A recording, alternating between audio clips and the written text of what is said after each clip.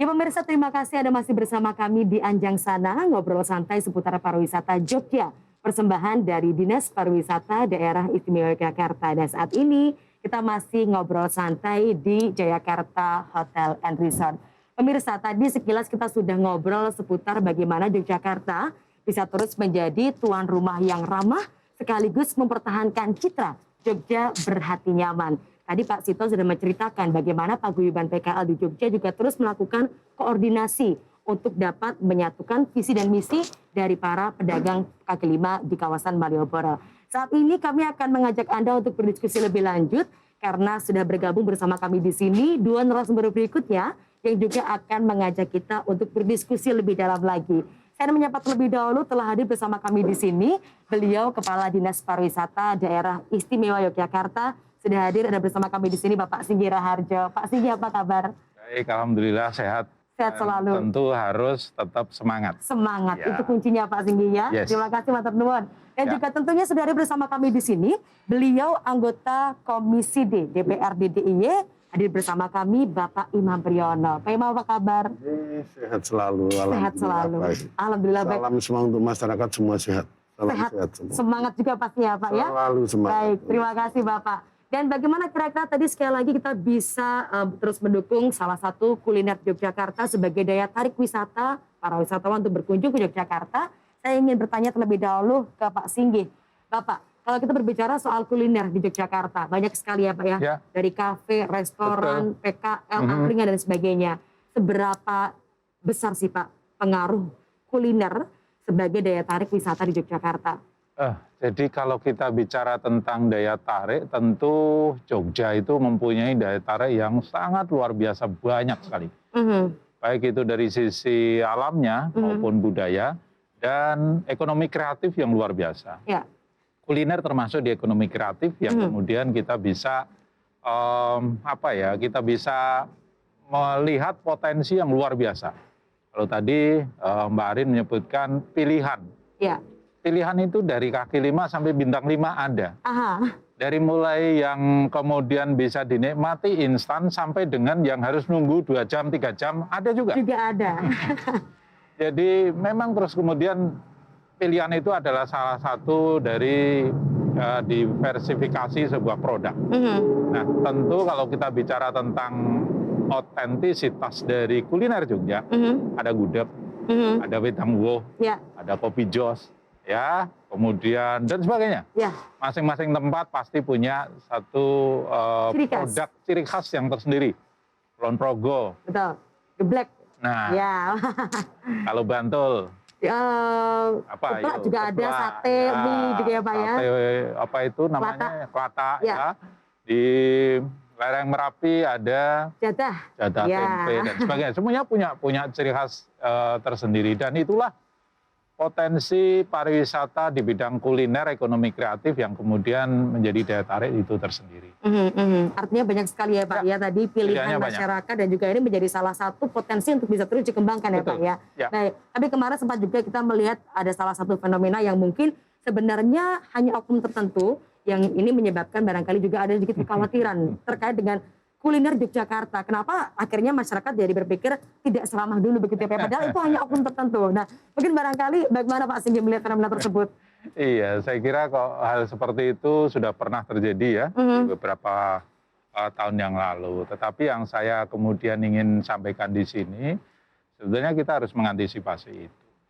Dan inilah kita harus bisa menjadi tuan rumah yang bijak, kemudian wisatawan juga harus bijak juga. Ya. Saya ingin dua-duanya itu ketemu dalam frekuensi yang sama. Jangan sampai kita hanya menjudgment pada pedagangnya saja. Tetapi pedagang juga harus kemudian tumbuh kesadaran bagaimana sadar wisata itu. Sadar wisata. Sadar wisata itu betul-betul dipegang gitu ya, memberikan layanan yang baik, kemudian kebersihan ya, keramah tamahan ya, dengan kewajaran harga dan sebagainya. Tapi wisatawan juga harus bijak juga. Bagaimana mereka harus kemudian mempelajari terlebih dahulu sebelum mereka berkunjung. Mungkin dengan aplikasi Visiting Jogja, bisa pilihannya banyak di situ, bisa melakukan browsing terlebih dahulu, mencari informasi. oh kalau di sana itu seperti apa, di sana seperti.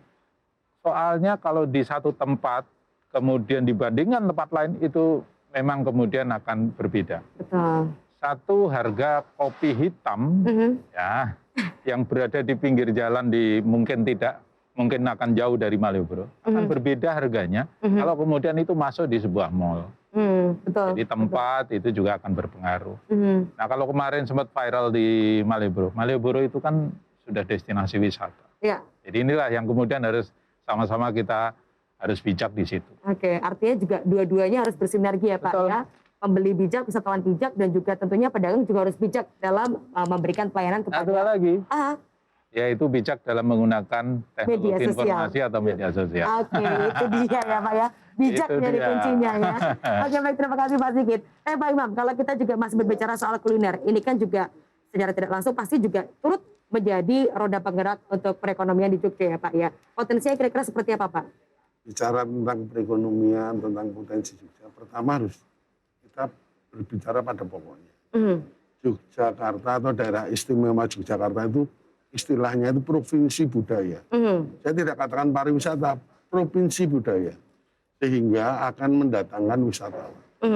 Khusus di kota Yogyakarta, saya bicara karena sering terjadinya di kota Yogyakarta, khusus di kota Yogyakarta, itu kalau malam hari di atas jam 12, itu penduduk hanya sekitar 200.000. Oke. 200.000, 300.000. Tapi begitu siang hari, karena kita juga kota administratif, Ya. kita itu sampai 500-600.000. Oke, bisa 3 kali lipat ya Pak ya. Kelebihannya 200.000 lebih ini, kan harus terus terang dia perlu makan, ya kan perlu kuliner. Betul. Logikanya sederhana begitu. Sebetulnya seperti yang dikatakan Pak Singgi, seperti yang dikatakan Pak Sito tadi ngomong-ngomong dengan saya, itu bagaimana mereka berperilaku aja. Ya. Oh, saya pengen beli makanan, jenis makanannya ini. Tinggal aja di Solmed di mana. Yang enak, yang sama-sama, yang nyaman. Sehingga betul-betul kita melakukan refreshing. Karena wisata itu tujuannya kan refreshing. Sehingga kita bisa melihat itu semua. Inilah yang diharapkan oleh kita semua. Nah, pemerintah seperti Pak Singgih tinggal membuat apa regulasi-regulasinya bersama kita. Regulasi ini bukan hanya mengatur tentang semuanya yang ada. Tata cara, tata kelola, oh orang berdagang harus ini, orang berwisata harus seperti ini, tidak.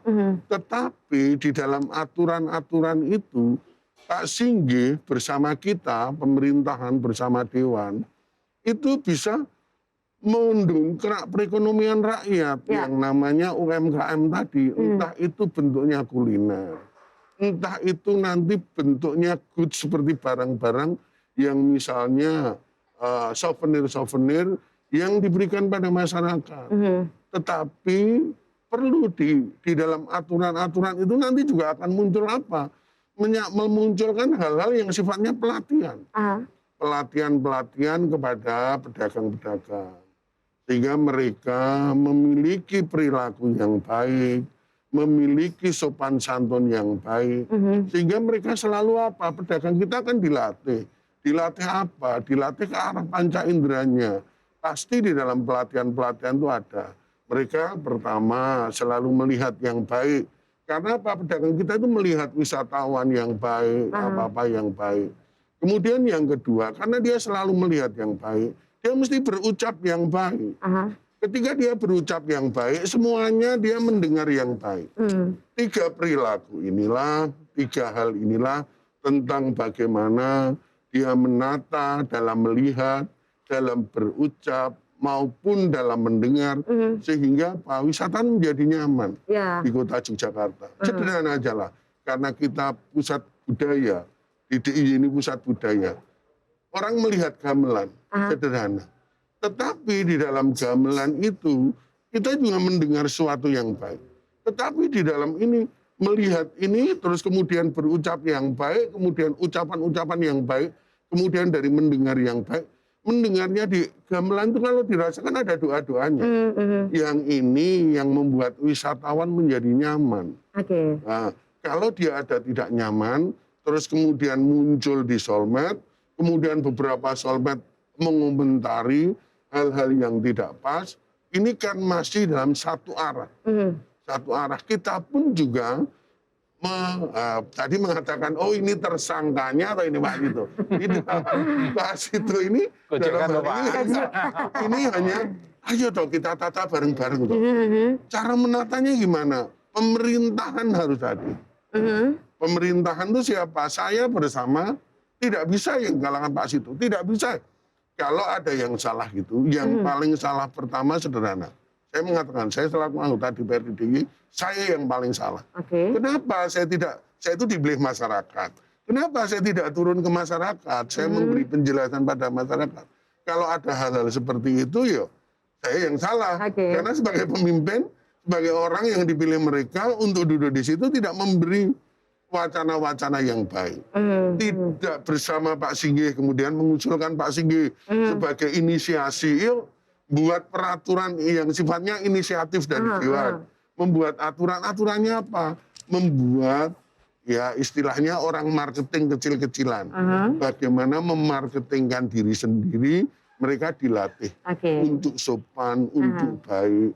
Ya waktunya terbatas, paling tidak panjenengan tahulah pola pikir kami. Ya, baik. Artinya gitu. Rasanya juga harus diolah ya Pak ya dari para pedagang ini supaya bagaimana tidak sekedar menjual sekali lagi, tapi juga akhirnya bisa menjalin engagement dengan para wisatawan sehingga dalam memberikan pelayanan, memberikan produk-produknya juga dengan rasa, tidak hanya sekedar bagaimana mencari keuntungan saja. Baik, nanti kita begitu terjadi itu kita juga turun ke lapangan. Ada tindakan ya Pak ya. Saya turun ke lapangan. Saya tanya berapa orang, misalnya begini, saya tanya bagaimana toh ada pemukulan kalau pemukulan nggak ada Pak Imam, setahu saya ada orang beli sepatu, mungkin terlalu lama, mungkin bicaranya terlalu lama, dia agak nggak enak, sepatunya kemudian dilempar ke bawah. Hal seperti itu, saya hanya mengatakan semua, saya hanya bilang gini dengan mereka, manusia itu memang ada lelahnya. Kita kadang-kadang di rumah di Nun Sewu, anak sekolah kondisi seperti ini harus bayar sekolah. Mungkin ada permasalahan sendiri ya Pak ya. Harus bayar sekolah, mungkin lelah, mungkin ini di rumah diantu-antu untuk istri, janji dengan istri, janji dengan anak untuk membayar sekolahnya. Tiba-tiba pertama kali buka, dia lama melayani kok tidak laku-laku, pas laku lama sekali terjadi permasalahan seperti itu. Sayalah yang minta maaf. Sayalah yang minta maaf. Tapi saya dengan pedagang-pedagang hanya juga menyarankan sabar. Karena sabar itu juga bagian dari iman dan takwa kita. Yang nanti Tuhan pasti memberi rezeki. Pasti ya Pak. Jadi melalui Pak Sito nanti saya juga menyarankan supaya sabar, karena sabar itu bagian dari iman, bagian dari perilaku, bagian dari akhlak kita. Baik. Terima kasih Pak Muarti. Sekali lagi butuh ada sinergi ya Pak tadi ya. Kita akan lanjutkan nanti setelah ini Bapak dan juga pemirsa, kita akan jeda sejenak. Tetap bersama kami di Anjang Sana.